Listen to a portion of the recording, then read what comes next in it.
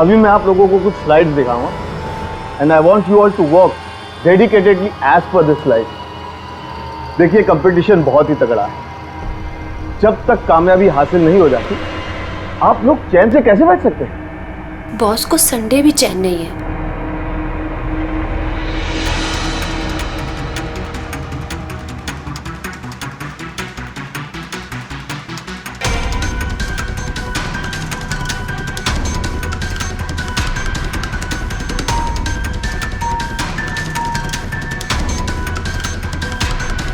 क्या यार, सब यहाँ इतना मजा ले रहे हैं और मैं यहाँ पक रही हूँ।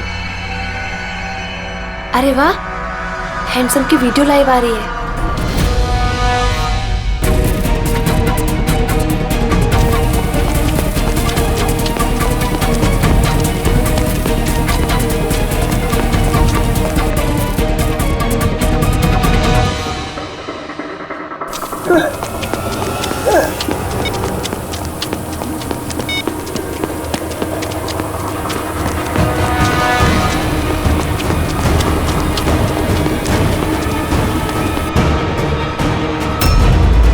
Help him.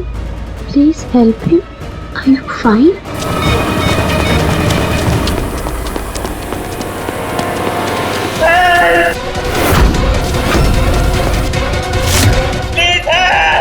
Oh no! ये तो मर जाएगा।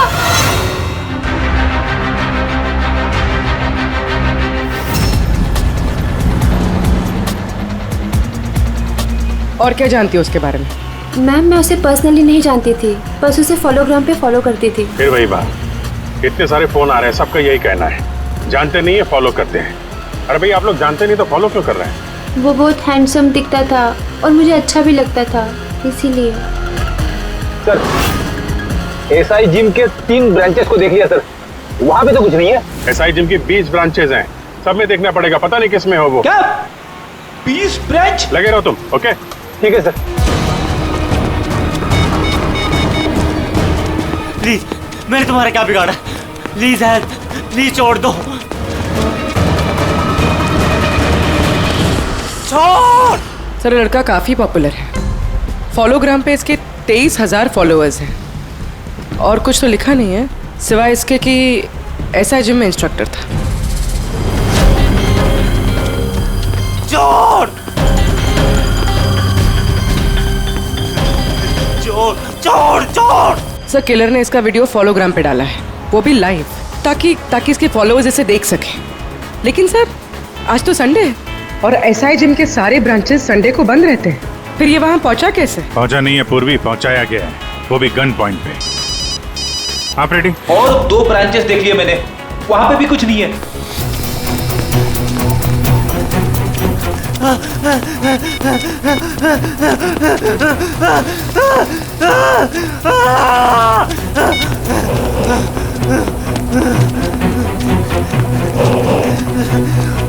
प्लीज सर, मुझे तो लगता है ये कोई साइको किलर है, वरना ऐसी ही वीडियो बना के इंटरनेट पे कौन डालेगा? एक काम करो, पुलिस को भी इन्फॉर्म करो, वो जितनी भी ब्रांचेस बची हुई है ना, वहाँ उनको भेजो।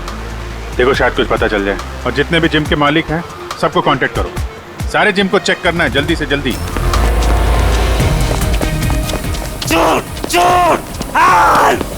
सर, एक भी फोटो या वीडियो नहीं है जिससे लोकेशन के बारे में पता चल सके।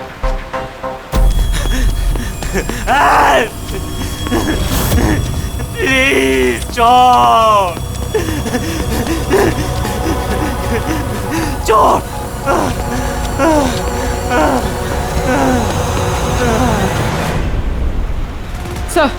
सर मिल गया।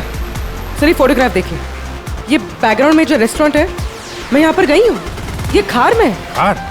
Okay, ready? हाँ सर। खार पहुंचो, खार।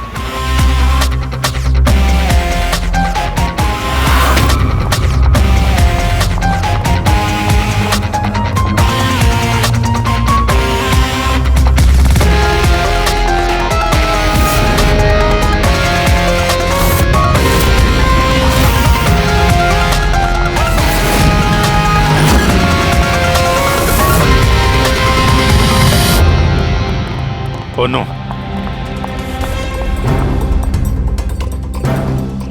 संभल के।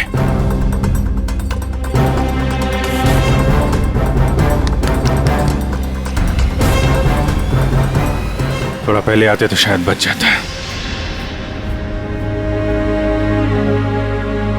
सारुण साहब को फोन करो।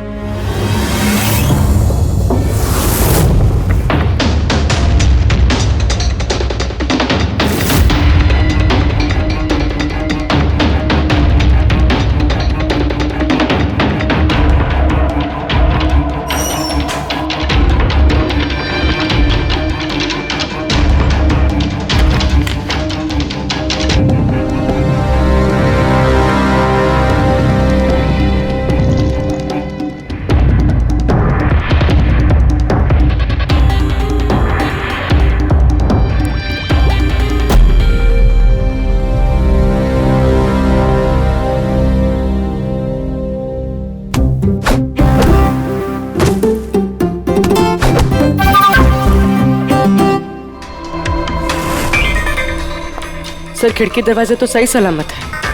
सारे सीसीटीवी कैमरास भी बंद है। तो फिर धीरज और खूनी जिम के अंदर आया कैसे? सर धीरज जिम इंस्ट्रक्टर नहीं, मेरा दोस्त भी था और उसके पास चाबी हमेशा रहती थी। वो जब भी चाहे यहाँ आके जिम कर सकता था।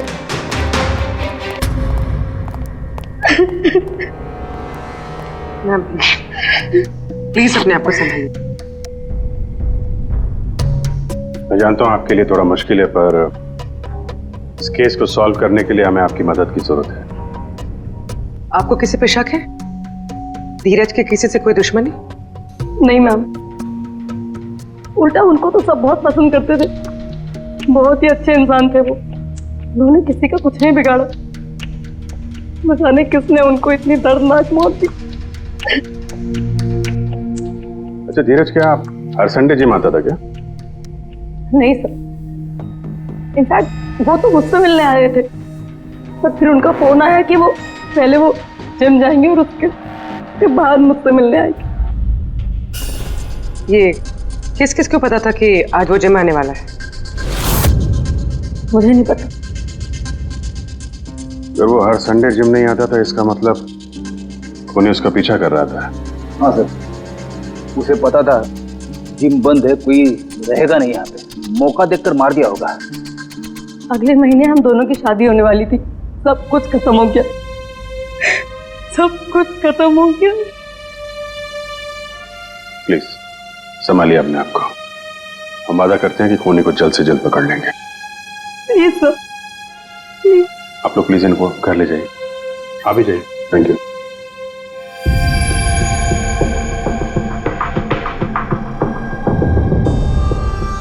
मुझे तो अभी भी यकीन नहीं हो रहा धीरज भी कोई मार सकता है।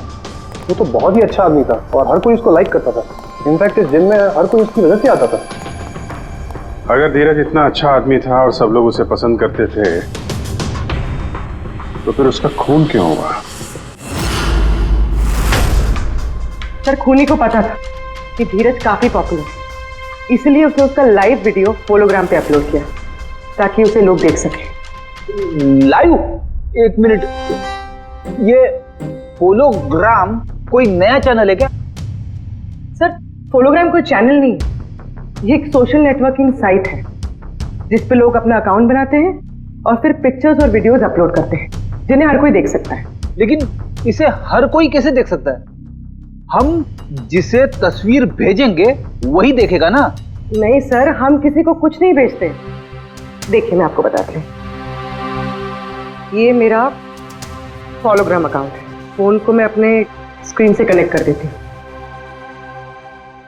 सर ये मेरे पिक्चर्स और वीडियोस हैं। सर मेरे इस पिक्चर को देखिए कितने लोगों ने पसंद किया और नीचे कमेंट्स भी हैं।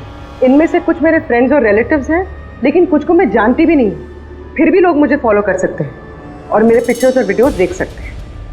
इसमें तो बहुत अलग नजर आ रही हो तुम। ये सब करने के लिए टाइम कैसे मिलता है भाई? सर ये सब करने के लिए टाइम की जरूरत नहीं है। अभी देखिए, मैं आपकी पिक्चर क्लिक करती हूँ और इसे पोस्ट कर देती हूँ। हो गया बस। पूर्वी, अभिजीत सर की ये तस्वीर सब लोग देख सकते हैं? हाँ सर, लेकिन कुछ अकाउंट्स प्राइवेट होते हैं जिन्हें हर कोई नहीं देख सकता और कुछ ओपन। जिन्हें हर कोई देख सकता है। सर इसमें हम वीडियोस भी अपलोड कर सकते हैं। और हाँ सर, इसमें एक लाइव वीडियो का ऑप्शन है जहां पर हम अपने आप को लाइव दिखा सकते हैं। इतना तो तय है कि खूनी धीरज की मौत का खेल सबके सामने खेलना चाहता था।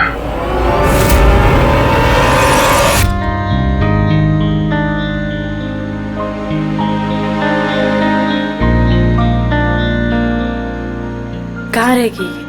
इन्हें फोन तो करूं।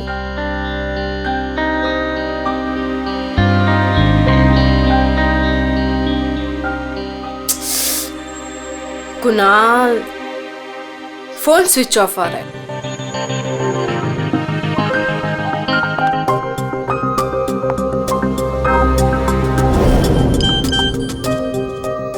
जरूर कुणाल है।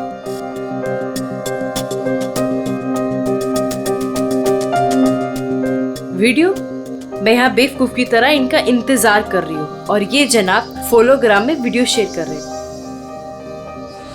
मैंने क्या बिगाड़ा तुम्हारा? क्या चाहते तुम मुझसे? कुणाल, मुझसे क्या चाहते? ये क्या हो रहा है?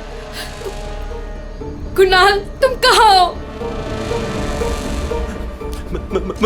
मुझे मत मारो प्लीज, मुझे मत मारो। अरे नहीं नहीं नहीं नहीं नहीं मारूंगा, इतनी जल्दी नहीं मारूंगा तुम्हें। अरे पागल हूं क्या मैं?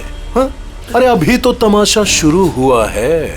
जरा देखें तो सही कि वीडियो कितना वायरल होता है, इंटरनेट पर कितना तहलका मचता है। मेरी क्या दुश्मनी तुमसे? अरे देखो देखो देखो देखो, अरे देखो दर्शक भी आ गए तुम्हें देखने के लिए। अरे ये कितनी खुशी की बात है, लेकिन तुम इतने खुश क्यों नहीं लग रहे हो? गोली मत चलाना प्लीज। अरे तुम खुश क्यों नहीं लग रहे हो? तुम तो यही चाहते थे ना कि तुम स्टार बनो, इंटरनेट के स्टार, तुम्हारा वीडियो वायरल हो जाए, शोहरत, नाम, फेमस होना, इंटरनेट का स्टार बना, यही चाहते थे ना तुम?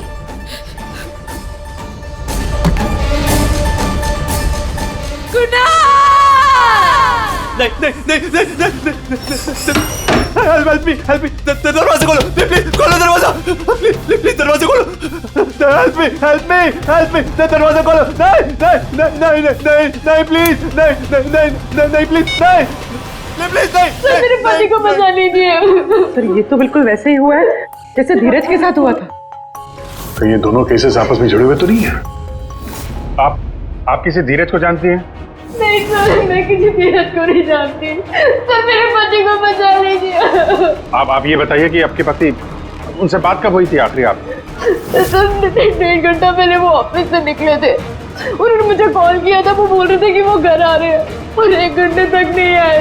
सर इन्हें बचा लीजिए सर। ऑफिस कहाँ है उनका? अंधेरी में। सर इसकी फोन की लास्ट लोकेशन है जुहू, कोई 1 घंटे पहले। उसके बाद से उसका फोन बंद है। Oh no, वीडियो में ये स्टीम रूम दिख रहा है। स्टीम रूम या तो किसी जिम का हो सकता है या स्पा का। ऐसा नहीं हो सकता सर, ये कभी जिम में नहीं गए थे। कोई किडनैप करके ले गया होगा। ये जहाँ पे फोन बंद हुआ ना, लास्ट लोकेशन जो, उसके आसपास देखो कितने स्पास हैं और ये जिम है।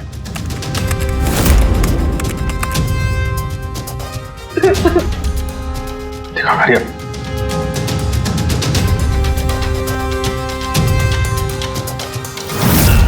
अगर फोन बंद आ रहा है तो वीडियो अपलोड कैसे कर रहा है? सर सिम कार्ड को फोन से निकाल दिया होगा और वाईफाई मोड पे यूज कर रहा होगा, इसलिए उसका फोन स्विच ऑफ बता रहा है। जल्दी से जल्दी इस लोकेशन तक पहुंचना ही होगा। सर कुणाल की आखिरी लोकेशन के पास 2 स्पा और 1 जिम है, जिसमें से एक स्पा रियल हेवनली में फ्री वाईफाई हॉटस्पॉट है। ये जरूर वहीं गया होगा। तुम और पंकज वहां जाओ, हम लोग बाकी जगह जाते हैं, कोई चांस नहीं ले सकते।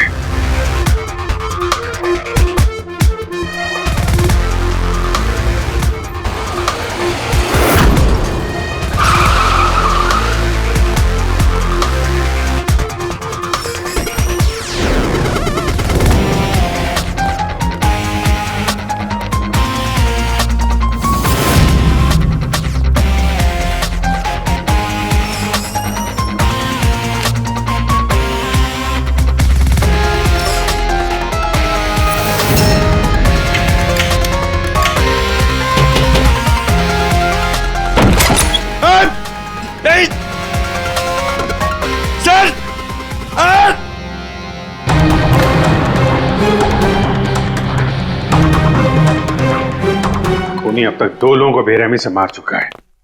ना तो हम किसी को बचा पाए और ना खूनी तक पहुंच पाए। इस खूनी को तो छोड़ेंगे नहीं हम, चाहे कहीं भी जाके छिपाओ, ढूंढ के निकालेंगे उसे। लेकिन इन दोनों में कोई कनेक्शन भी नहीं मिला यार। ना ये दोस्त हैं, ना स्कूल कॉलेज में साथ में पढ़ते थे, ना इनका पेशा। कुछ तो जरूर है अभिजीत, वरना कोई इन्हीं दोनों को क्यों मारेगा। कुछ तो कनेक्शन है इन दोनों के बीच में जो हमारी नजर में नहीं आ रहा। और सुराग के नाम पे वो वीडियो है, लाइव वीडियो, जो खूनी ने खुद पोस्ट की है। सर एक और वीडियो। मतलब एक और खून? नहीं सर, ये खून नहीं है, ये कुछ और है। ये देखिए।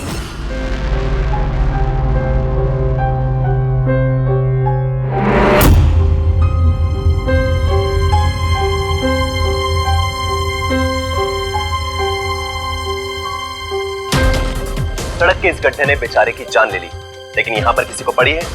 किसी को नहीं।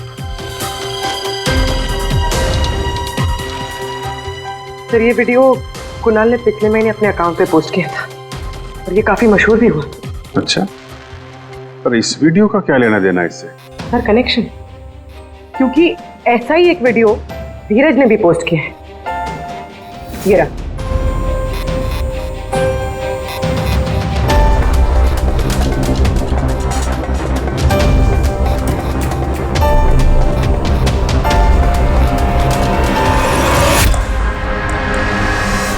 इतना बड़ा एक्सीडेंट हो गया और 2 घंटे से ना एम्बुलेंस आई और ना पुलिस।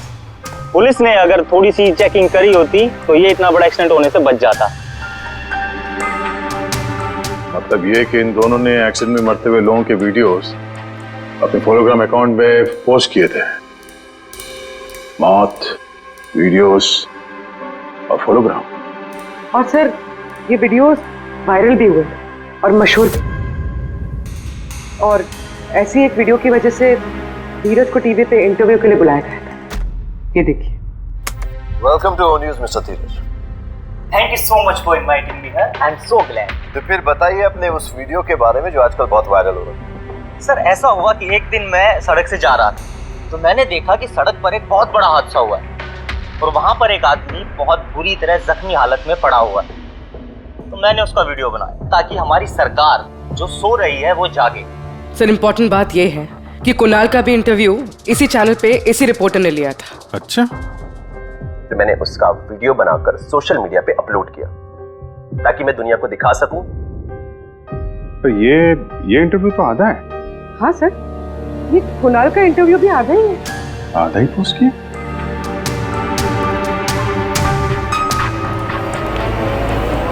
फिर तो पूरा इंटरव्यू देखना पड़ेगा।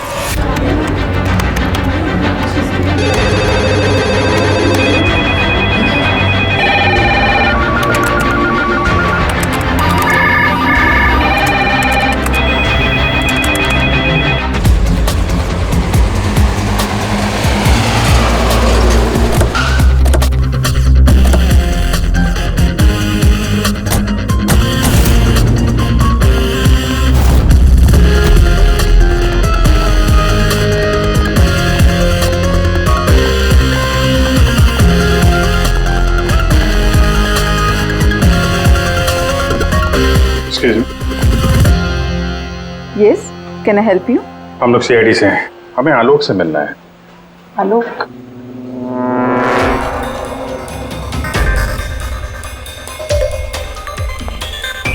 बताइए। मैं शेखर हूँ, यहाँ का एडिटर इन चीफ। हमें आलोक से ही मिलना है, जरा उन्हें बुलाइए प्लीज। हाँ ठीक है, आप मुझे बता सकते हैं। मैं जी नहीं। Okay, excuses.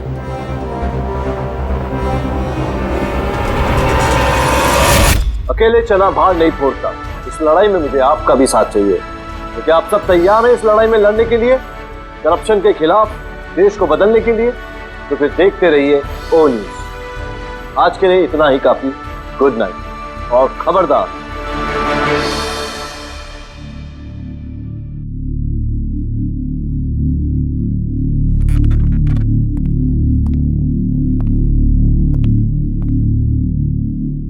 आलोक, CID के लोग आए हैं तुमसे मिलने। क्यों? खुल के कुछ बताया नहीं, लेकिन तुमसे ही मिलना चाहते हैं। प्लीज चलो।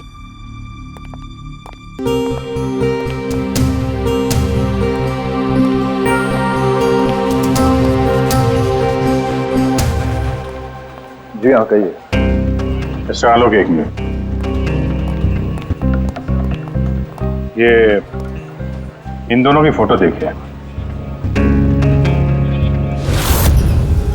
इनका खून हो गया है। कुछ याद आ रहा है इन्हें देख के? देखे हुए तो लग रहे हैं मुझे। आलोक जी, जरा याद करने की कोशिश कीजिए, खून का मामला है। ओके, लेट मी सी। ओके, अब हाँ याद आ गया मुझे। अब ये लोग तो वही ना जिन्होंने लाइव वीडियो बनाया था एक्सीडेंट के। जी, और आपने इनका इंटरव्यू भी लिया था। वो तो ठीक है, लेकिन मैं इस मदर के बारे में क्या बता सकता हूँ? हमें उस इंटरव्यू का पूरा फुटेज देखना है। Welcome to news mister Dheeraj. Thank you so much for inviting me here sir. I am so glad. तो फिर मिस्टर धीरज, आप जानते हैं कि आपको यहाँ पर किसने बुलाया गया? जी सर। तो फिर बताइए अपने उस वीडियो के बारे में जो आजकल बहुत वायरल हो रखा है। सर ऐसा हुआ कि एक दिन मैं सड़क से जा रहा था, तो मैंने देखा कि सड़क पर एक बहुत बड़ा हादसा हुआ है और वहां पर एक आदमी बहुत बुरी तरह जख्मी हालत में पड़ा हुआ है। तो मैंने उसका वीडियो बनाया ताकि हमारी सरकार जो सो रही है वो जागे, और यहाँ तक कि पुलिस, उसने भी अपना काम ठीक तरीके से नहीं किया।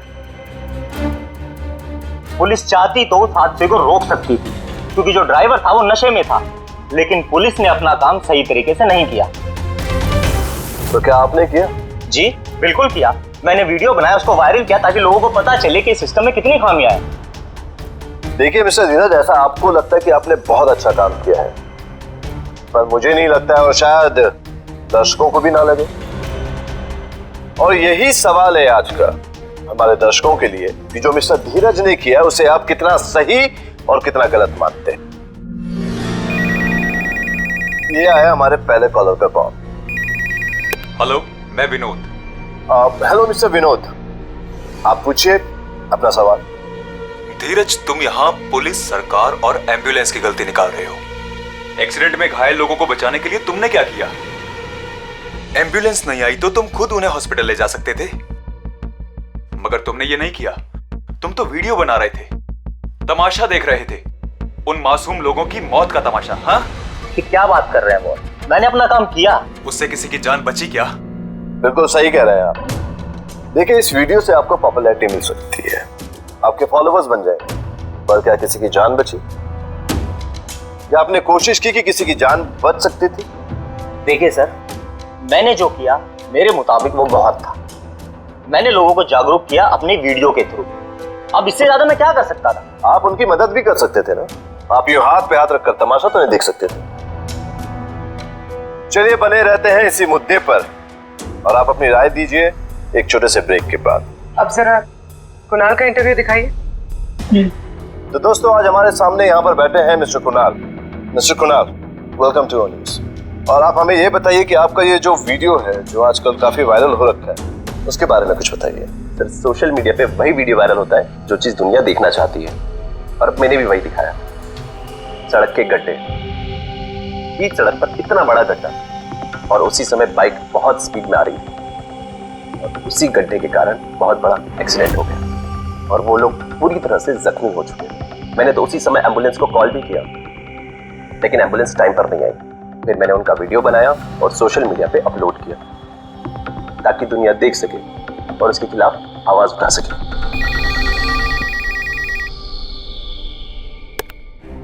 हाँ जी सर, अपना नाम बताइए। राहुल। हाँ तो राहुल, पूछिए, आपको क्या पूछना है? कुणाल जी, सिर्फ वीडियो बनाकर पोस्ट कर देने से आपको लगता है कि आपने अपना फर्ज पूरा कर दिया और कुछ नहीं करना चाहिए था आपको? बिल्कुल सही सवाल किया है आपने मिस्टर राहुल। राहुल जी, मैंने अपना पूरा फर्ज अपनी शिद्दत से निभाया। मैंने उसी समय एम्बुलेंस को कॉल भी किया और वहां पर उनका वेट भी किया। आप खुद भी उन्हें हॉस्पिटल ले जा सकते थे।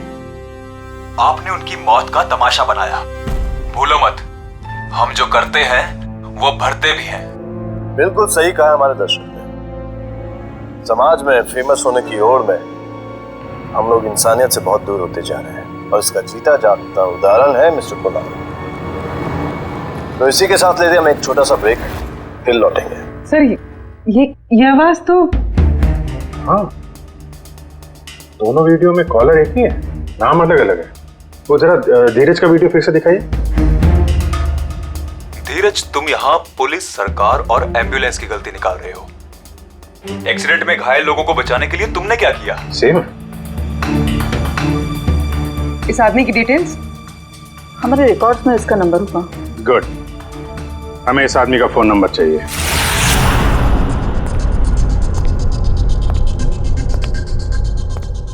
सर, खूनी ने वीडियोस देखे और वो इन दोनों से चिढ़ गया सर, इसीलिए उसने दोनों के इंटरव्यूज में फोन किया और उन्हें बातें भी सुनाई और उन्हें उसके बाद मार दिया सर।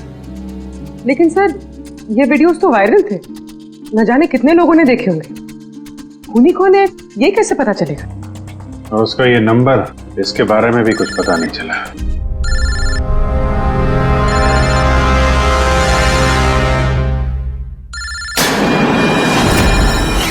अरे ये तो वही फोन नंबर है।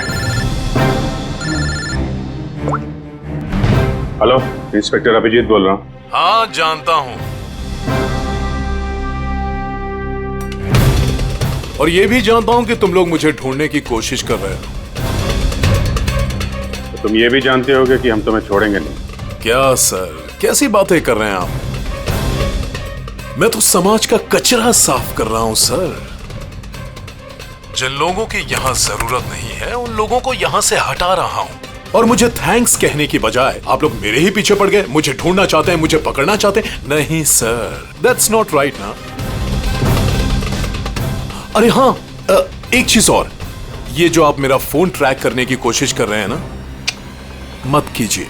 कुछ नहीं मिलने वाला, कुछ नहीं हाथ आएगा। काफी घमंड है तुम्हें अपने ऊपर।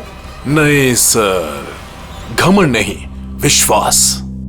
क्योंकि मुझे विश्वास है कि मैं जो कुछ भी कर रहा हूं सही कर रहा हूं, कुछ गलत नहीं है इसमें। अरे हाँ, अब आप लोग तो मेरे वीडियोस फॉलो ही करते होंगे, तो चलिए फॉलोग्राम से एक और अकाउंट लिंक भेजता हूं आपको। एक नया वीडियो, ताजा तरीन, थोड़ी ही देर में होगा आपके पास। Just enjoy. हेलो हेलो,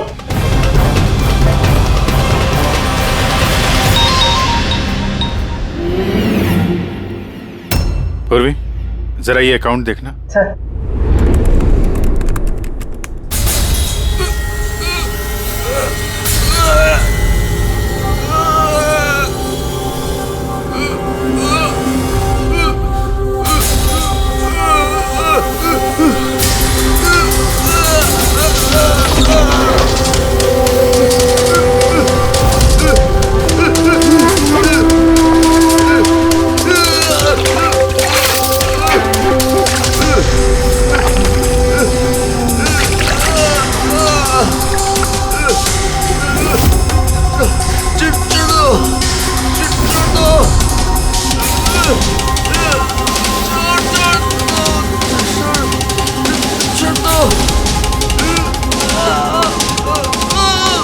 तो एक और खून करने जा रहा है।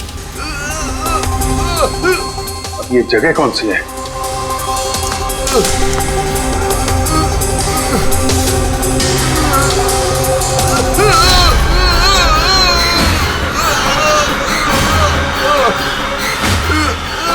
बड़े चालाकी से शूट किया है।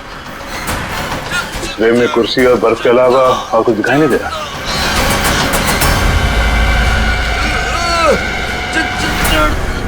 छोड़ दो प्लीज, छोड़ दो।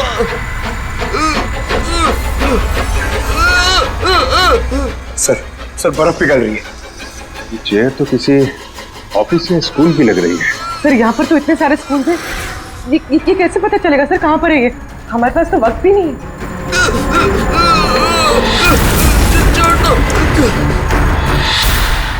एक मिनट, जरा जूम करना। चेयर पे जूम करो। उसके बाएं हाथ पे हैंडल पे पीपीटी कॉलेज पता करो। सर, पीपीटी शासकीय विद्यालय, ये गोटपाड़ा में है सर। गोटपाड़ा।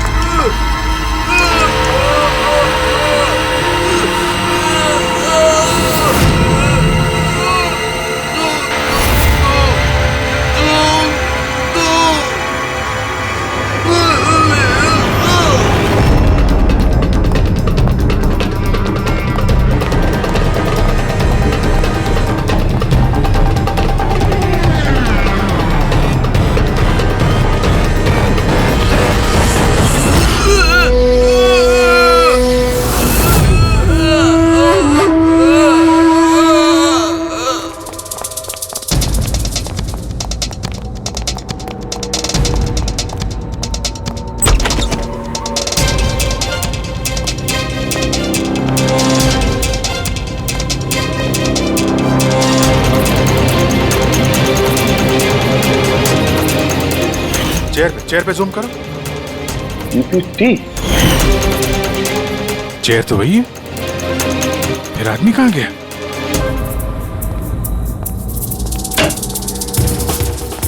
यहाँ तो सब खाली है, वीडियो में तो यही दिख रहा था।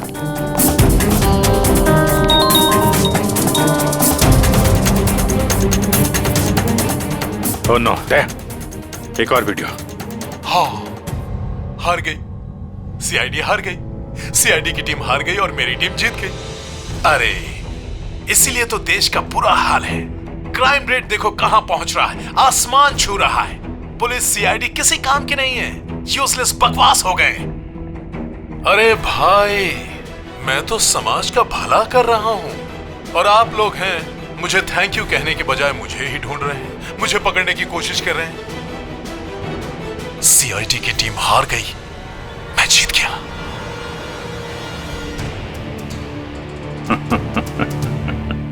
क्या हुआ, हंस क्यों रहा? दया, ये देखो,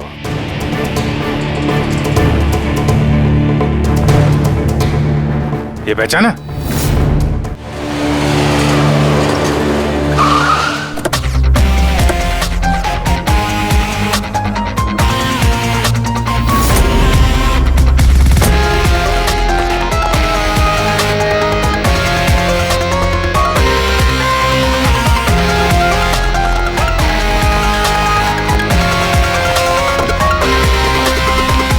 सब यहाँ ऑफिस से कोई बाहर नहीं जाएगा प्लीज।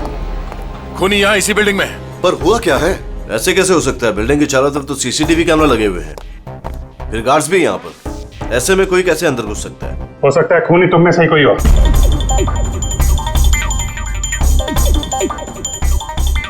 आप ऐसा कैसे कह सकते हैं? मैम, मामला थोड़ा सीरियस है, अभी कुछ भी कह सकते हैं। देखिए, हमारे पास टाइम बहुत कम है, किसी की जिंदगी और मौत का सवाल है। खूनी ने वीडियो में भेजा है, उस वीडियो में आपका न्यूज चैनल का लोगो दिख रहा है। ये देखो,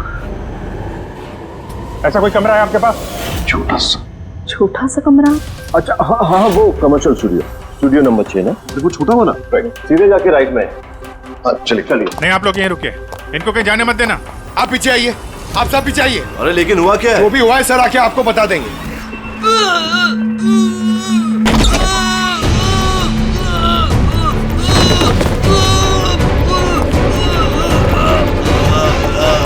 अभिजीत,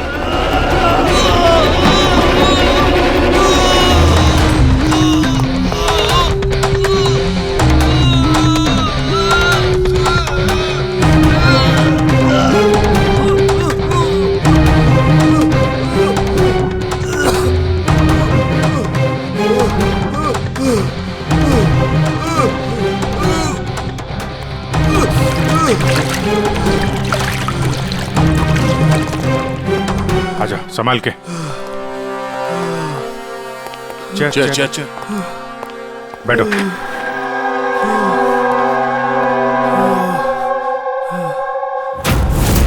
अरे लाइट का क्या हुआ? पंकज, लाइट देखना। ये दरवाजे बंद करो, कोई बाहर नहीं जाएगा।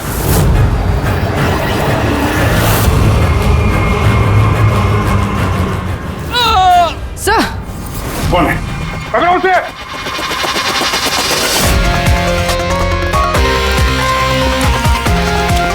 रुक।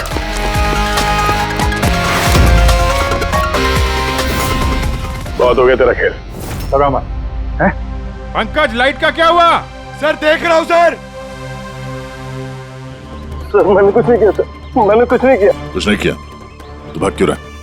सर वहां मुझे कोई मारने की कोशिश, ये देखिए ना सर, ये देखिए ना, मुझे मारने की कोशिश कर रहा था कोई वहां पे। क्या?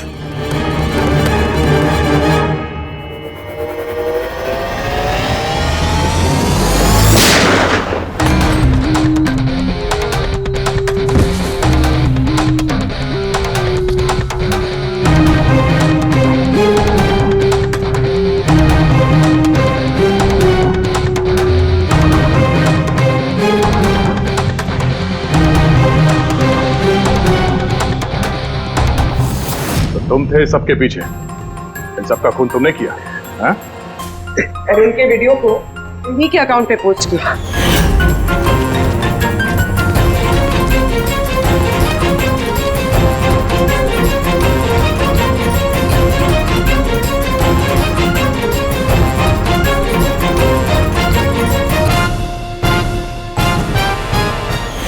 शौक है ना तुम्हें लाइव वीडियो बनाने का।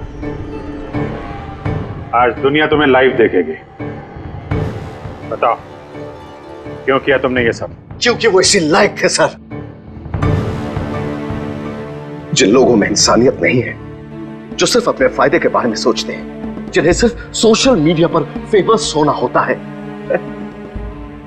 किसी को मरता हुआ छोड़ सकते हैं, किसी की मौत का बिजनेस कर सकते हैं, क्योंकि उन्हें सिर्फ सोशल मीडिया में फेमस होना है। उन्हें जिंदा रहने का कोई हक नहीं है सर। जिंदा रहने का कोई अधिकार नहीं है। हाँ, मैंने मारा धीरज को, मैंने मारा कुणाल को। तुम्हारी बात गलत नहीं है, तरीका गलत है। क्या गलत किया मैंने? हाँ, क्या गलत किया मैंने? अरे जरा उन लोगों को भी तो पता चले जो लोग मौत के कगार पर खड़े रहते हैं, जिन्हें मदद की उम्मीद होती है, लेकिन सामने खड़े लोग बस उसकी मौत का तमाशा बनाते हैं, वीडियोस बनाते अपलोड करते हैं। उन्हें भी तो पता चले कि आखिर वीडियो बना के अपलोड करने में मजा क्या आता है। सर, मेरी भी 15 साल की बेटी थी, रोड एक्सीडेंट में घायल हो गई थी। बड़ी बड़ी चीखती रही, चिल्लाती रही मदद के लिए, लेकिन मदद के लिए कोई नहीं रुका। और जो रुके वो लोगों ने वीडियोस बनाए सोशल मीडिया में अपलोड करने के लिए। वो बच सकती थी सर, उसकी उम्र नहीं थी मरने की। मेरी बेटी बच सकती थी, और वो तमाम लोग बच सकते थे जिन लोगों के वीडियोस अपलोड हुए। आजकल के नौजवानों के लिए, आजकल की पीढ़ी के लिए सब कुछ महज सोशल मीडिया है, बस दैट्स इट।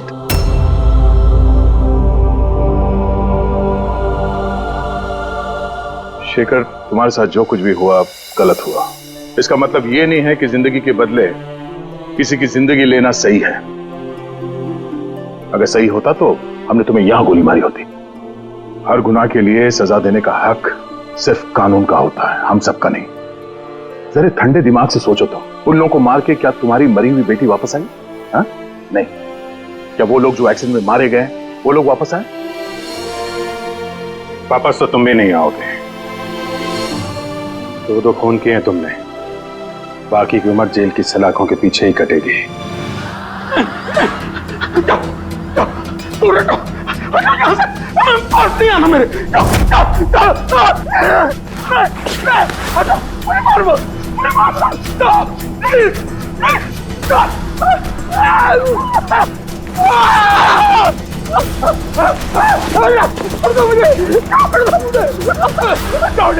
मेरे पास मुझे मत मारो, छोड़ दो प्लीज, मुझे मत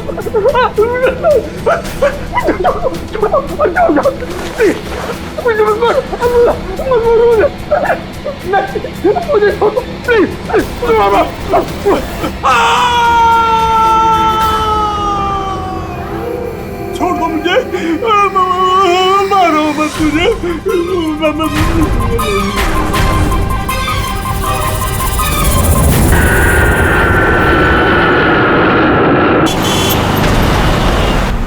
थोड़ा जल्दी चलाओ।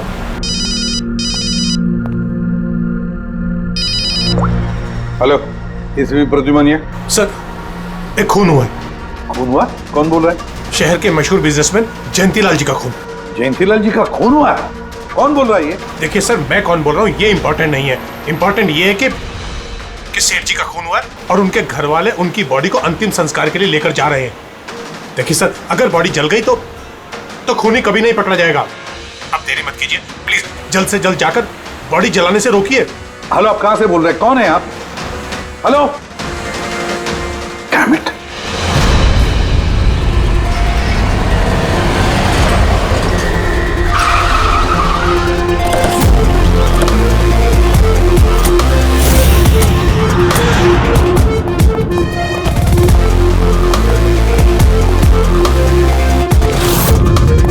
अरे कौन है आप लोग?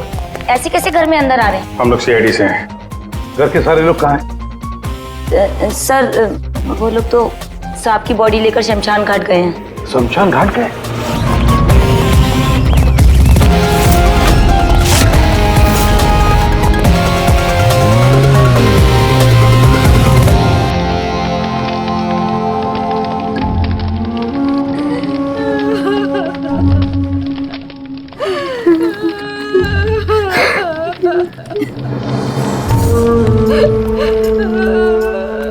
क्या बताऊं मैं, यकीन नहीं हो रहा कि जयंती भाई अब हमारे बीच नहीं है। 15 साल पुरानी दोस्ती थी मेरी, वो तो मेरे बड़े भाई जैसे थे। पता नहीं ये सब कैसे अचानक से हो गया।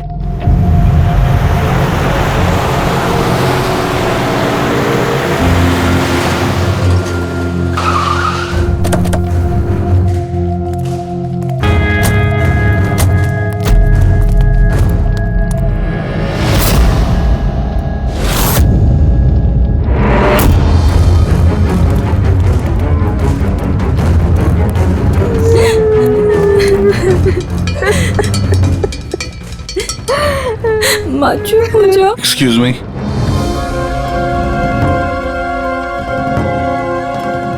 देखिए हम लोग सीआईडी से हैं। हाँ? जयंतीलाल जी के परिवार वालों से मिलना चाहते हैं। मैं जयंतीलाल जी की पत्नी दीपा। दीपा जी, हमें पता है ये सही समय नहीं है पूछताछ करने की, मगर क्या करें, वो जयंतीलाल जी की मौत के बारे में हमें कुछ पूछताछ करनी है।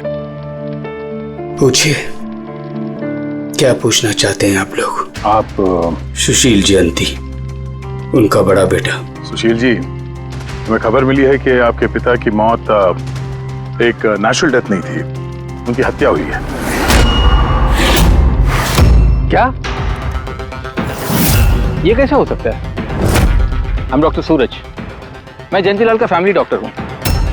मैंने ही कल रात उनको चेक करके उन्हें डेथ सर्टिफिकेट दिया था। He died a natural death. ये सही कह रहे हैं। जयंती भाई की मौत सभी घर वालों के सामने ही तो हुई थी, और इतने सालों से मेरा इस परिवार से रिश्ता है, वो लोग झूठ क्यों बोलेंगे? तो आप लोगों ने इतनी जल्दी में बॉडी क्यों जला दी? तो क्या ये भी गुनाह है? इतने महीनों से पिताजी बीमार थे, कितने इलाज किए, कितनी कोशिशें की, नहीं बचे वो। देखिए, हमें इंफॉर्मेशन मिली है कि जयंतीलाल जी की हत्या हुई है। क्या? हमने आपके पड़ोसी से भी पूछा, उन लोगों ने भी कल रात जयंतीलाल जी के चिल्लाने की आवाज सुनी थी। देखिए, पड़ोसियों ने जो कहा वो सही है, लेकिन उनको या आप लोगों को सही बात नहीं पता है। और वो सही बात क्या है? पिछले 3 महीने से डैडी की दिमागी हालत भी ठीक नहीं थी। वो ना सिर्फ लोगों को और बातों को भूलने लगे थे, बल्कि उनको हेल्यूसिनेशन यानी भ्रम हो गया था। गलत सही, सच झूठ का फर्क उनको समझ में नहीं आ रहा था। दौरे पड़ने लगे थे उनको लगने लगा था जैसे उनको कोई मारने वाला है। कल रात भी उनको ऐसा ही दौरा पड़ा था।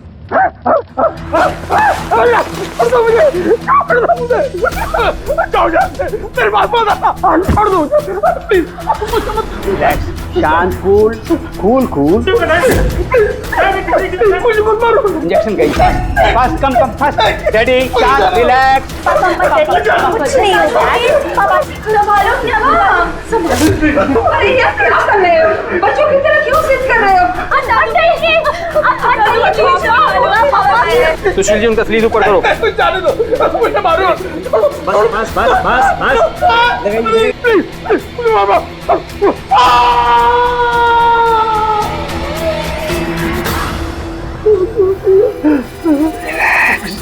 और इस बार अटैक इतना बड़ा था कि मुझे उन्हें बेहोशी का इंजेक्शन देना पड़ा, और 2 घंटे बाद उनकी मौत हो गई।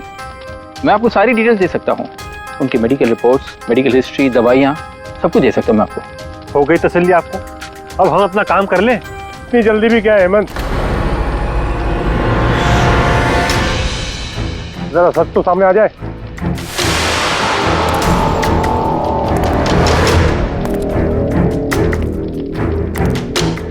आप? सर, मेरा नाम मोहन है, मैं जयंतीलाल जी का वकील। मैंने आपको फोन किया था सर।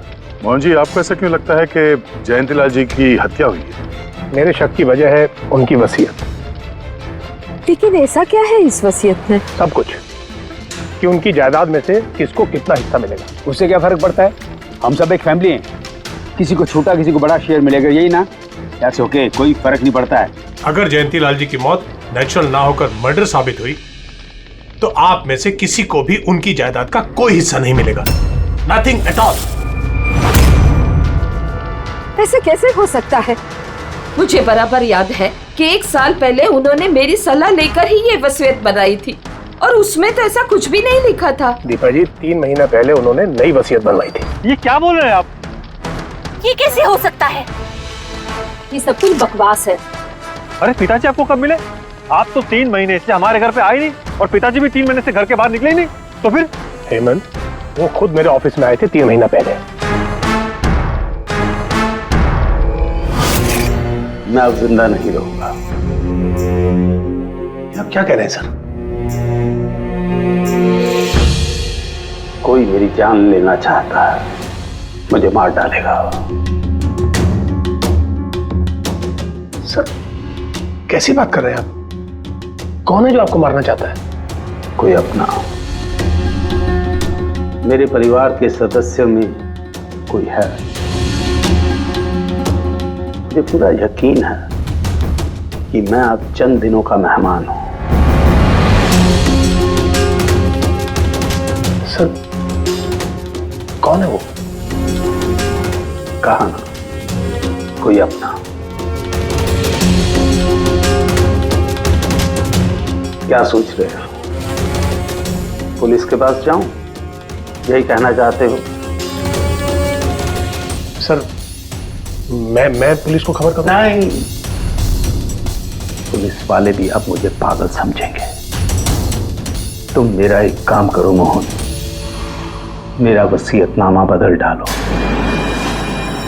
अगर मेरी मौत हो जाती है और मौत के बाद ये साबित होता है कि उसका कारण मेरा परिवार है, तो मेरा बिजनेस, मेरा पैसा, मेरा कुछ भी परिवार के किसी भी सदस्य के नाम नहीं होगा। सर अगर परिवार के सदस्य को नहीं मिलेगा तो किसको मिलेगा?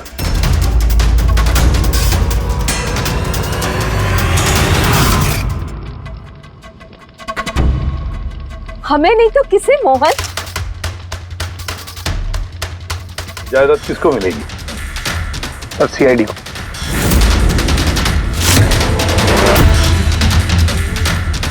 क्या बकवास कर रहे हैं आप?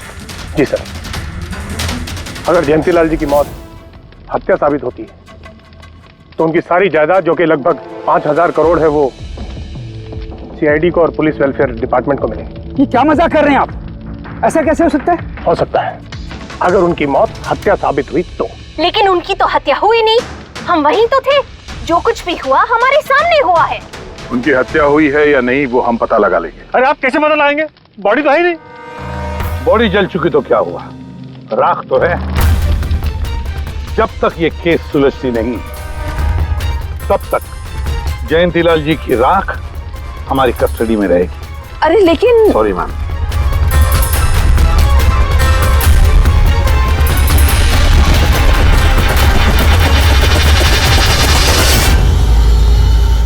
मोहन जी।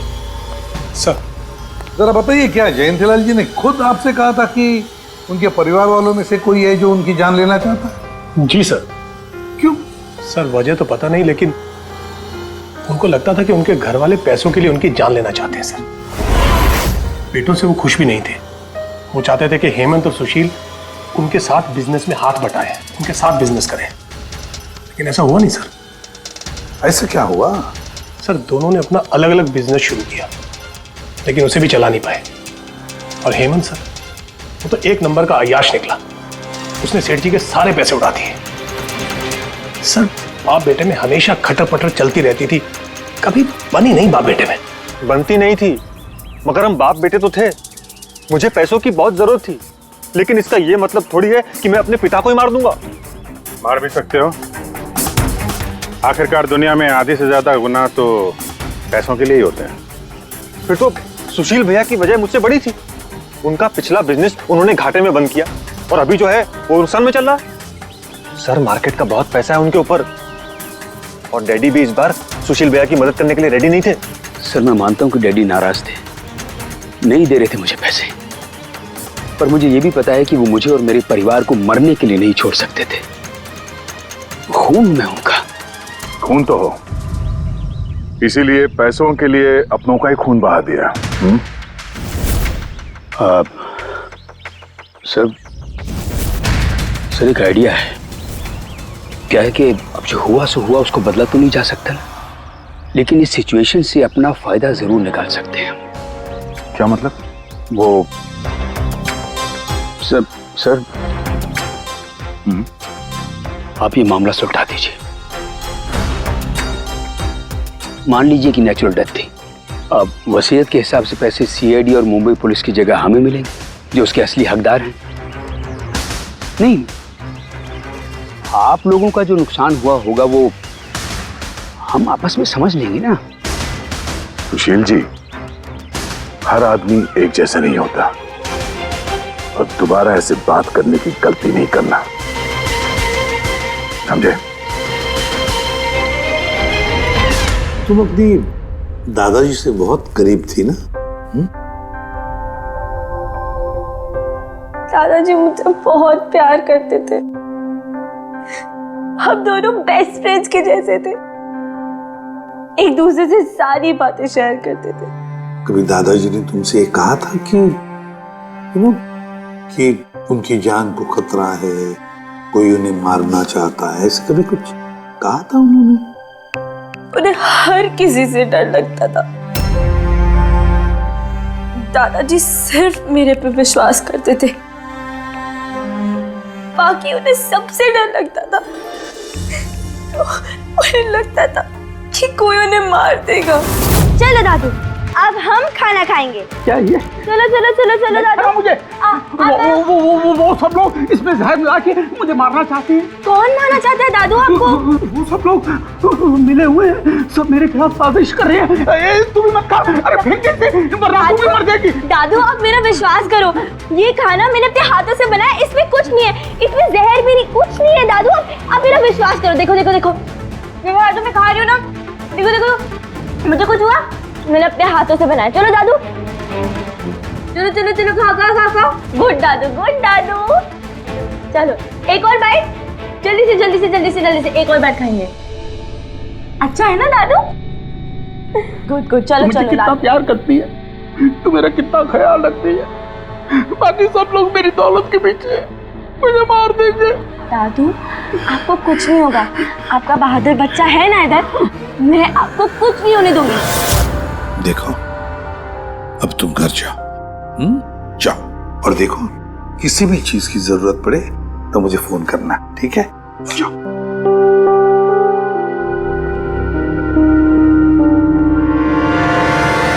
हाँ के बता, क्या निकला राख में से? बॉस, राख में से बड़ी जबरदस्त बात निकली है। हालांकि इस राख ने मुझे कम परेशान नहीं किया, लेकिन मैंने भी इसका मुंह खुलवा ही लिया, है ना? तो फिर बता दे यार। बताता हूं। तारिका। हाँ सर, हमने इस राख का स्पेक्ट्रोस्कोपी टेस्ट किया। फिर रिपोर्ट से बात साबित हो गई है बॉस कि जयंतीलाल की मौत नेचुरल नहीं है, जयंतीलाल को मारा ही गया। क्या कहा तुमने? जयंतीलाल की मौत नेचुरल डेथ नहीं थी? नहीं। कैसे सांख्ये, कैसे मारा? लार्सनिक से। लार्सनिक? जयंतीलाल की राख में हमें लार्सनिक मिला है बॉस। राख में से लार्सेनिक?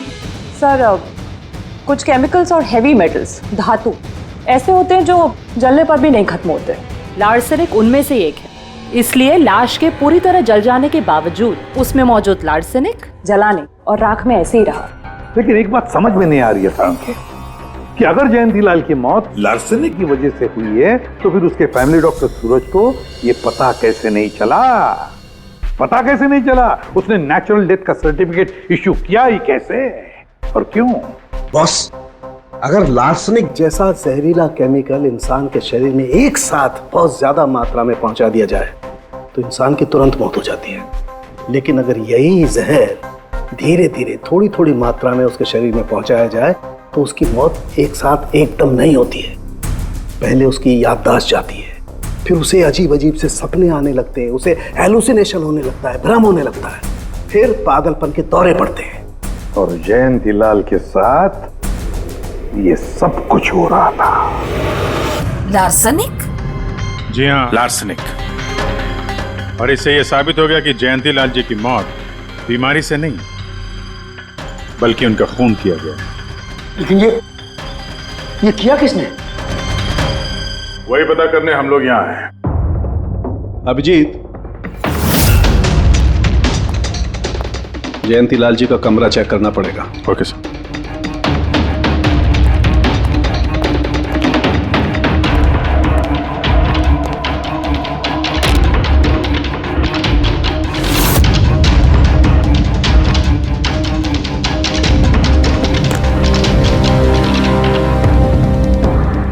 आप हम पे शक कर रहे हैं? आपने ऐसे सोच भी कैसे लिया कि हम लोगों में से कोई ऐसी घिनौनी हरकत कर सकता है? ऐसा कुछ नहीं है माँ, ये सब इनकी चाल है। डैडी की प्रॉपर्टी इन्हें मिल जाए, इसके लिए मनगढ़ंत कहानी बना रही हैं लोग। बकवास मत करिए सुशील जी, दोबारा ऐसा बोला ना अंदर डाल दूंगा।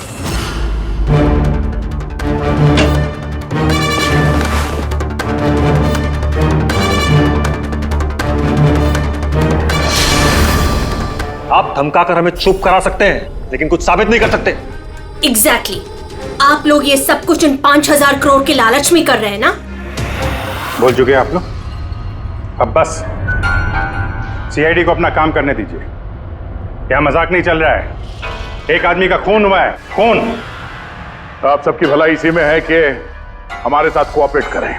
अच्छा, अब सीआईडी धमकाने भी लगी है। ये धमकी नहीं है, ये आशी बेटा, आशी क्या हो गया? आशी बेटा उठो। आशी आंखें खोलो, क्या हो गया तुम्हें? आशी बेटा क्या हो गया? अरे जरा देखो इसे भी, क्या हो गया मेरी बच्ची को? आशी क्या हुआ? आंखें खोलो, हो गया? आशी बेटा,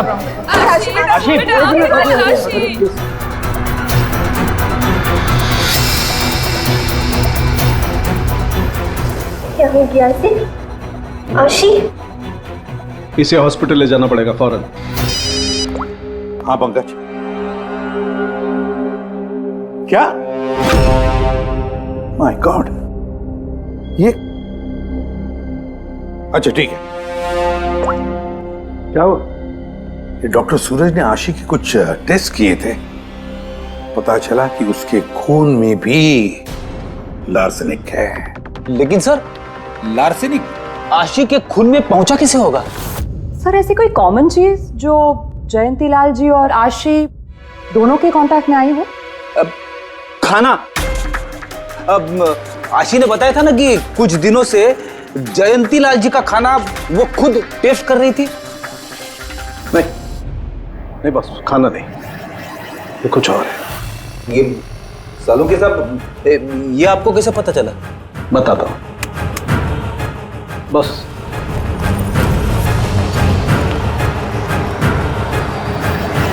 ये है वो बाल जो हमें जयंतीलाल के हेयर ब्रश में से मिला है। अब लार्सेनिक तो अधिकतर नाखूनों में और बालों में ही जमा होता है। तो जब हमने इस बाल के छोटे छोटे टुकड़े करके एनालिसिस किया तो रिजल्ट आया ये।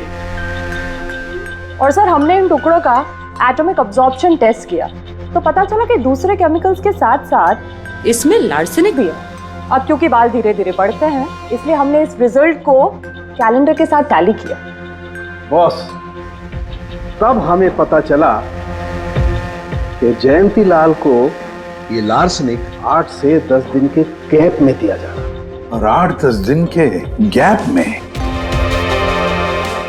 इसका मतलब जो भी है जयंतीलाल को हर 8-10 दिन के इंटरवल पर लार्सेनिक दे रहा था, धीरे धीरे मार रहा था। और इसकी शुरुआत हुई बॉस 3 महीने पहले।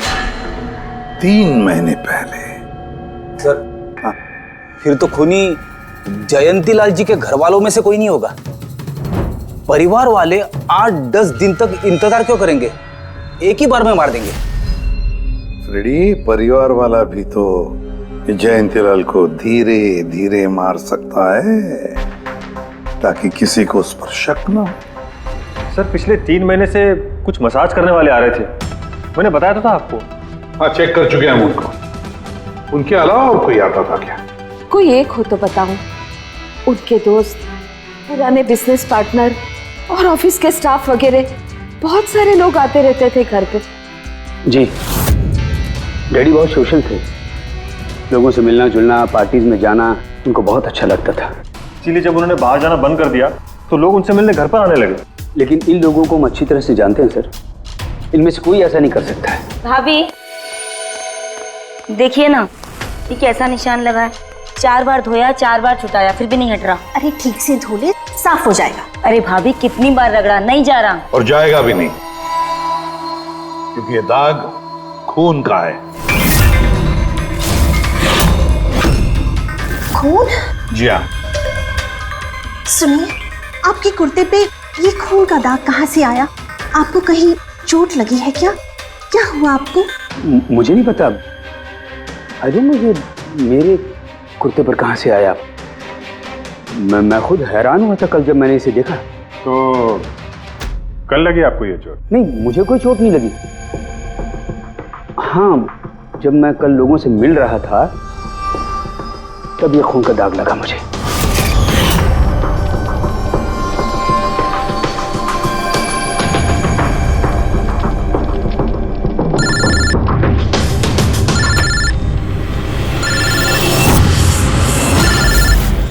बिना चोट खून के धब्बे, अजीब बात है।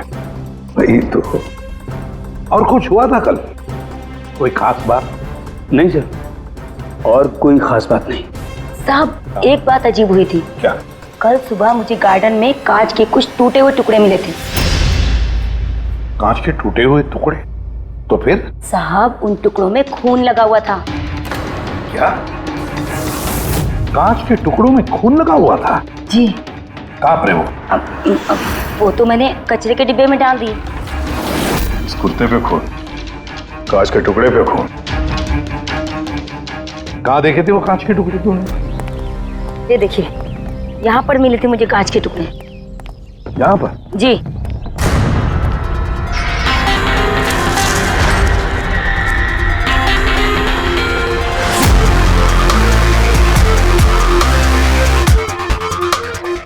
टूटा हुआ बल्ब है सर। बल्ब का टुकड़ा मिला क्या उसको? काम करो अभिजीत, इस घर में जितनी भी लाइटें हैं, लैंप्स हैं, सब चेक करो। देखो कोई बल्ब गायब है क्या।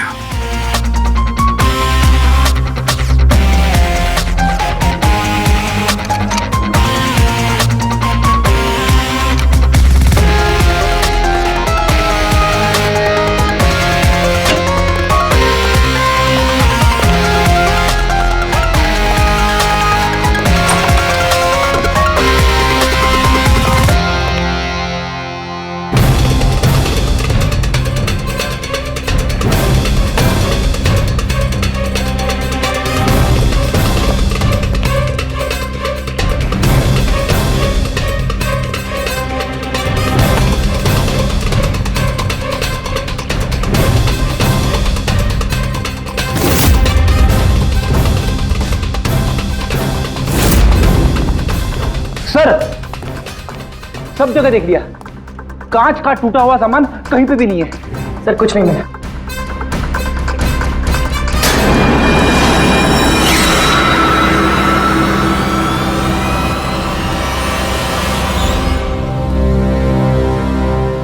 सर!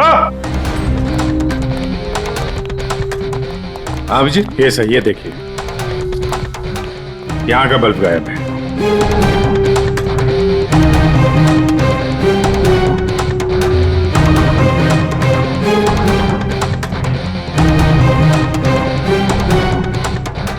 बड़ी अजीब बात है, ये लैम्प तो बिल्कुल ठीक था।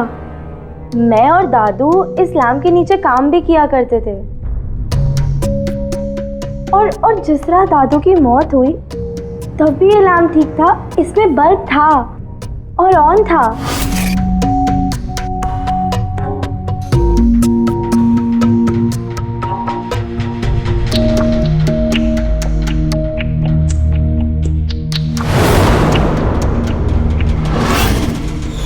तो फिर इस लैंप से बल्ब अचानक गायब कैसे हो गया?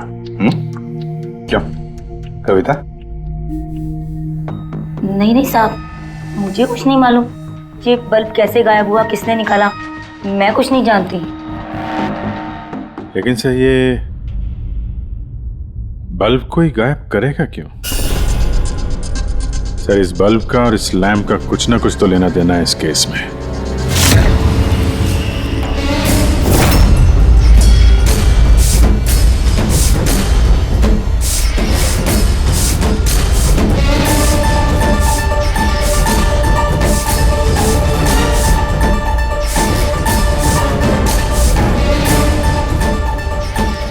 बॉस, ये धब्बे देख रहे हो? ये धब्बे लार्सनिक के हैं। लेकिन ये लार्सनिक के धब्बे पूरे लैंप पर कैसे है? बॉस, हुआ ये होगा, खूनी जयंतीलाल जी के घर पे आता होगा हर 8 या 10 दिन में। नमस्ते साहब। साहब ऊपर है अपने कमरे में।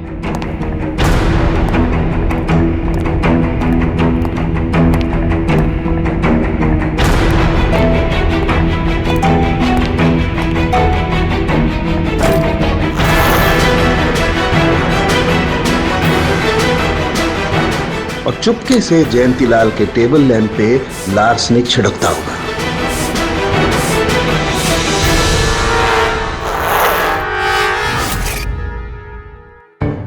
शायद जयंतीलाल जी हमेशा इस टेबल पर बैठ करके काम किया करते थे।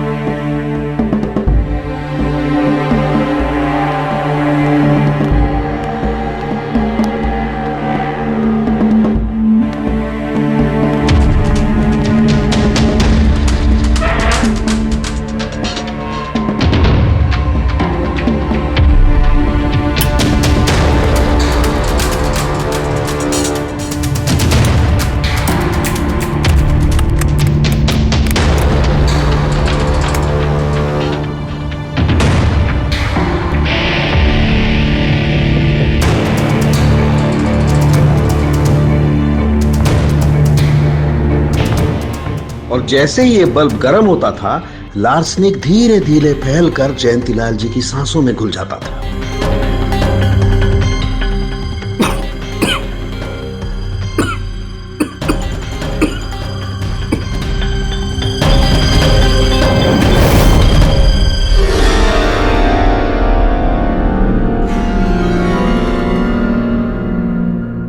सालू के साथ आशी को लार्सेनिक का इतना असर क्यों नहीं हुआ?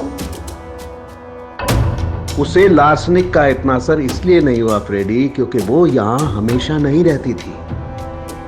कभी कभी आती थी अपने दादाजी के पास। यार ये जो भी कोई है, इस जयंतीलाल के और घर वालों के करीब का ही कोई है, इसलिए वो जयंतीलाल के मौत के वक्त यहां मौजूद था और मौत होने के बाद में सबूत मिटाने के लिए उसने उस लैंप में से वो बल्ब निकालकर अपने जेब में रख दिया होगा और फिर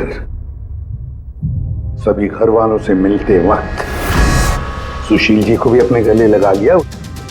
जैसे सुशील को उसने गले लगा लिया, उसके जेब में जो उसने बल्ब छुपा के रखा होगा वो फूट गया, जिसकी वजह से उसके कमर में जख्म भी हुई और उस जख्म से जो लहू निकला, जो खून निकला, वो सुशील के कपड़ों पर आया। मतलब सर खूनी घर वालों में से कोई होगा? नहीं फ्रेडी, घर वाला तो नहीं लगता, और घर वाला होता तो बल्ब जेब में रख के थोड़ी ना घूमता। ये तो कोई ऐसा आदमी है जिसके पास वही एक मौका था सबूत मिटाने का, वो चंद मिनट। घर वाला तो कभी भी निकाल लेता। सर उस दिन तो कितने लोग आए थे यहाँ, खूनी का पता कैसे चलेगा? सर उस दिन मीडिया के लोग भी आए थे, कौन आया कौन गया ये सब रिकॉर्ड तो किया ही होगा उन लोगों ने। तो चलो देख लेते हैं किस किस ने सुशील जी को गले लगाया था।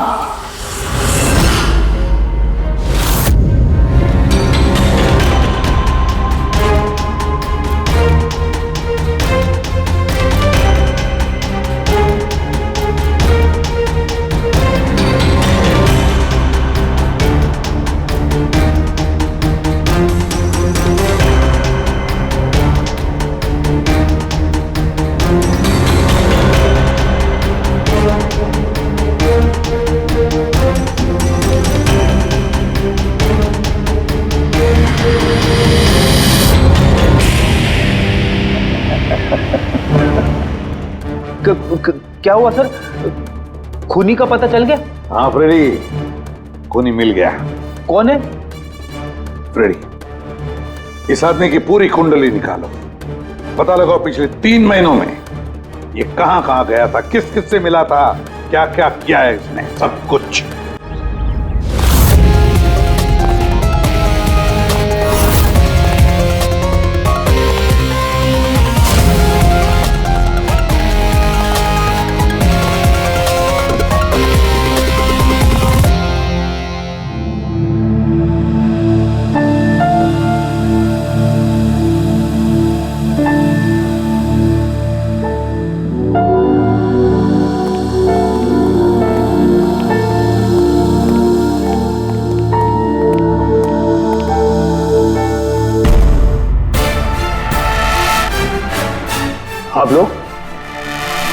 आप लोग फिर यहाँ हैं?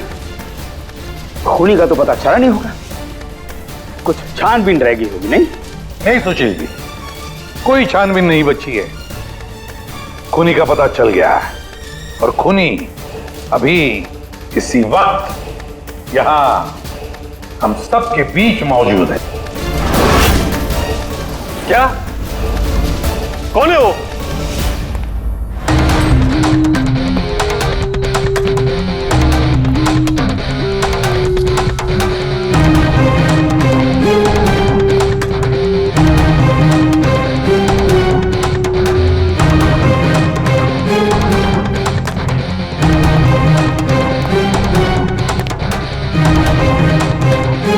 अरविंद जी,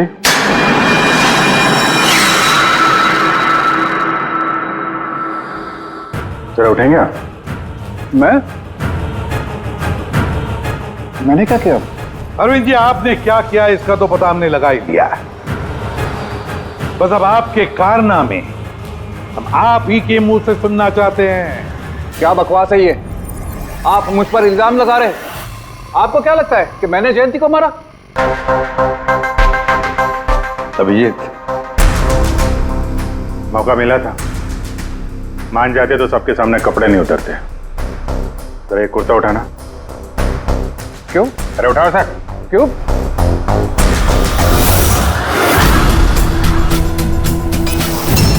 क्या है ये? निशान कैसा है?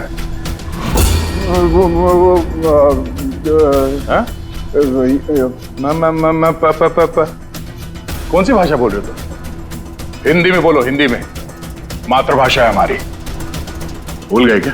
याद दिलाओ। हाँ? नहीं सर,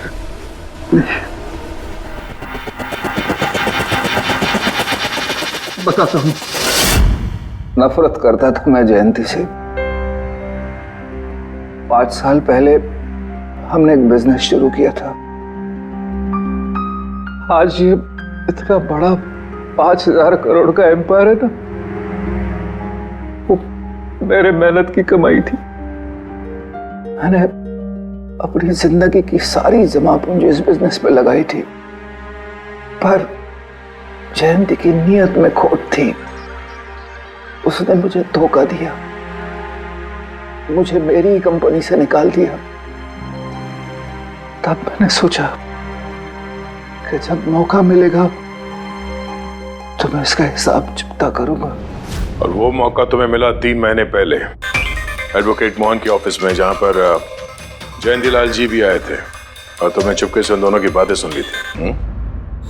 अगर मेरी मौत हो जाती है और मौत के बाद ये साबित होता है कि मेरी किसी ने हत्या की है, तो मेरा बिजनेस, मेरा पैसा, कुछ भी मेरे परिवार के किसी भी सदस्य को नहीं मिलेगा। सर, अगर परिवार के सदस्य को नहीं मिलेगा तो किसको मिलेगा? CID को, जो मेरा मर्डर इन्वेस्टिगेट करेगा। मुझे लगा अच्छा मौका है, जयंतीलाल को मारूंगा मैं और शक जाएगा उसके परिवार पर। और इसीलिए तुमने जयंतीलाल की तरफ दोस्ती का हाथ बढ़ाया, एक नया प्रपोजल लेकर। क्यों? मेरे दिमाग में एक आइडिया था जिसके लिए मेरा उसके घर बार बार जाना जरूरी था।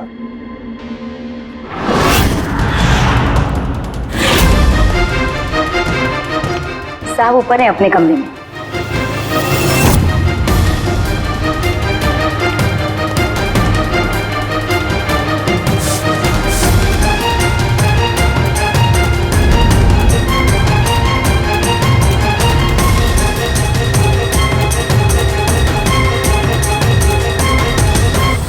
लेकिन एसीपी साहब, आपको इन पे शक कब हुआ?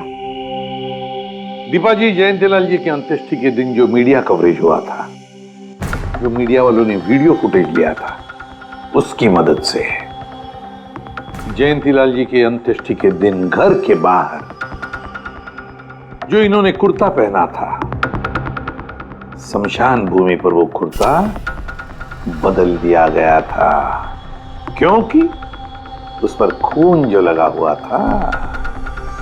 क्यों Arvind ji?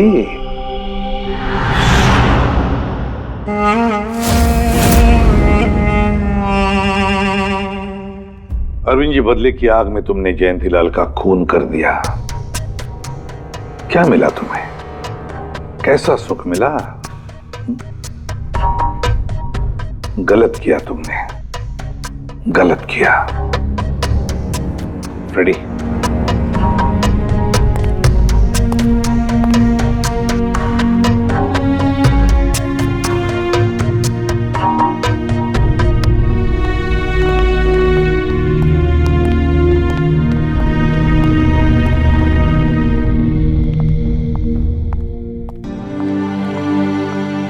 Thank you sir, thank you very much and we are sorry, हम लोगों ने आपको काफी बुरा भला कहा। नहीं, दरअसल हमें लगा कि पैसों के चक्कर में आप हम परिवार वालों को इस केस में कल्प्रिट बनाने की कोशिश कर रहे हैं।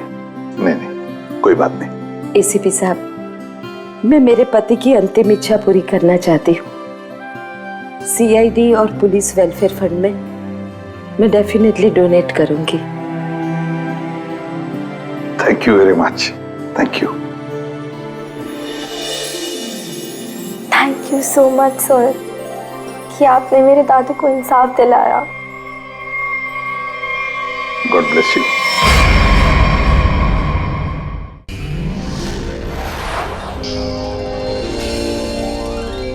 सीआईडी के और भी मजेदार और सस्पेंस से जुड़े एपिसोड्स को देखने के लिए हमारे चैनल को सब्सक्राइब करें और बेल आइकॉन दबाना ना भूलें।